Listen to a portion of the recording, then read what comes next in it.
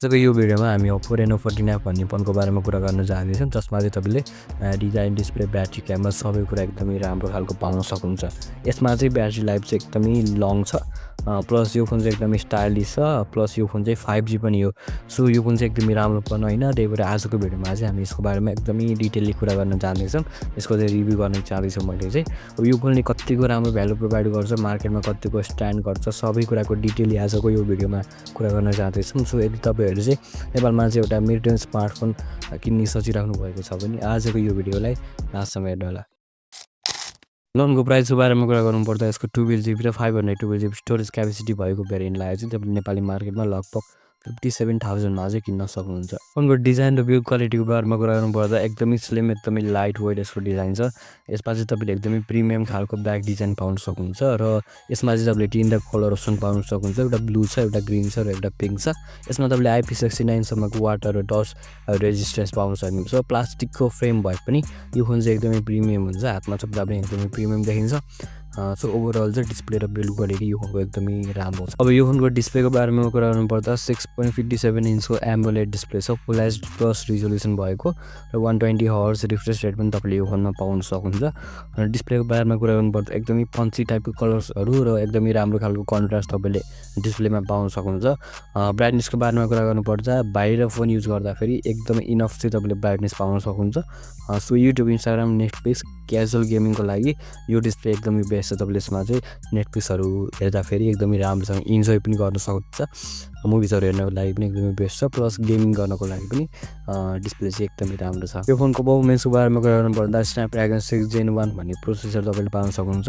यसमा चाहिँ तपाईँले Reno 710 भन्ने GPU र 12GB RAM 512GB storage capacity पाउन सक्नुहुन्छ।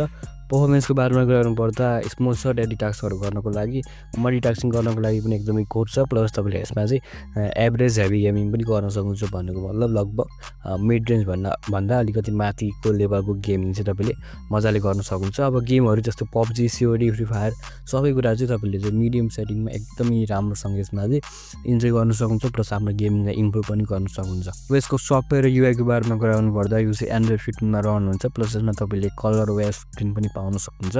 यसमा चाहिँ तपाईँले एकदमै स्मुथ खालको युआई एनिमेसनहरू पाउन सक्नुहुन्छ, प्लस यसलाई चाहिँ तपाईँले चाहिँ आफ्नै मनअनुसार कस्टमाइज पनि गर्न सक्नुहुन्छ, प्लस AI फिचर्सहरू पनि तपाईँले यो युआईमा पाउन सक्नुहुन्छ। सो सफ्टवेयर र युआईको बारेमा कुरा गर्नुपर्दा एकदमै क्लिन एक्सपिरियन्स तपाईँले पाउन सक्नुहुन्छ। बट तपाईँले यसमा चाहिँ अलिकति प्रि इन्स्टल्ड एपहरू पनि पाउन सक्नुहुन्छ, जसलाई तपाईँले पछि डिलिट गरेर चाहिँ एकदमै राम्रोसँग क्लिन गर्न सक्नुहुन्छ। क्यामेरा सेटअपको बारेमा कुरा गर्नुपर्दा 50 मेगापिक्सलको मेन क्यामेरा पाउन सक्नुहुन्छ, जसमा तपाईँले OIS पनि पाउन सक्नुहुन्छ। 8 मेगापिक्सलको अल्ट्रा वाइड क्यामेरा छ, 2 मेगापिक्सलको म्याक्रो क्यामेरा छ, 32 मेगापिक्सलको सेल्फी क्यामेरा पनि तपाईँले यो फोनमा पाउन सक्नुहुन्छ। क्यामेरा पर्फर्मेन्सको बारेमा कुरा गर्नुपर्दा सेल्फिजहरू एकदमै राम्रो खिच्छ, सोसियल मिडियामा अपलोड गर्ने टाइपको मजाले खिचिदिन्छ। अनि दो लाइटिङमा पनि अलिकति पर्फर्मेन्स डिसेन्ट नै रहन्छ होइन। अनि वाइड क्यामेरा चाहिँ यसको एभरेज छ, प्लस OISले गर्दा चाहिँ अब फोटोजहरू भिडियोजहरू चाहिँ एकदमै स्टेबल चाहिँ तपाईँले खिच्न सक्नुहुन्छ।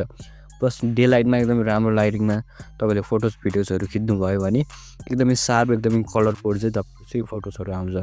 क्यामेरा पर्फर्मेन्स चाहिँ यसको चाहिँ एकदमै राम्रो छ। अब यो फोनको ब्याट्री र चार्जिङको बारेमा कुरा गर्नुपर्दा 6000 mAh को ब्याट्री छ, जो कि तपाईँको चाहिँ नर्मल युजमा लगभग 2 दिनसम्म टेक्छ र तपाईँको चाहिँ हेभी युजमा चाहिँ 1 दिन मजाले टेक्छ।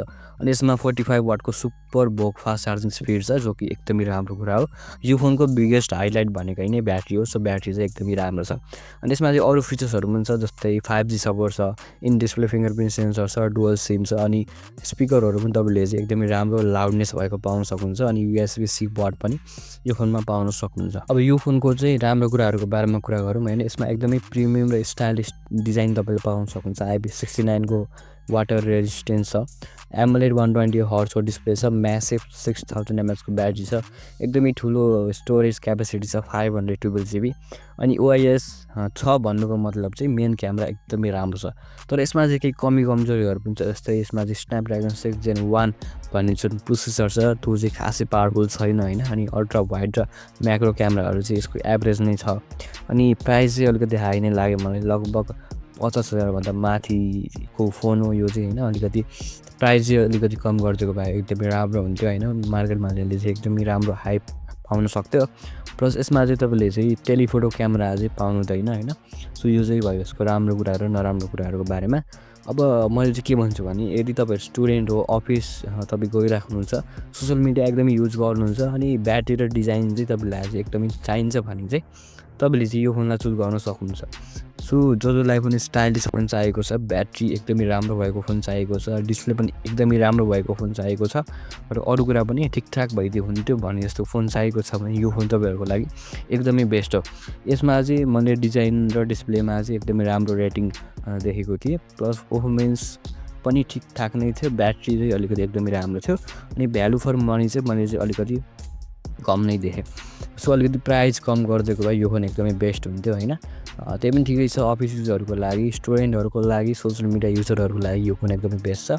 बाँकी तपाईँहरूलाई चाहिँ यो फोनको बारेमा के लाग्छ तपाईँ कमेन्ट बक्समा कमेन्ट गर्न सक्नुहुन्छ। यदि भिडियो राम्रो लाग्यो भने चाहिँ लाइक, सेयर, सब्सक्राइब गरिदिनुहोस्। हाल see you in the next video.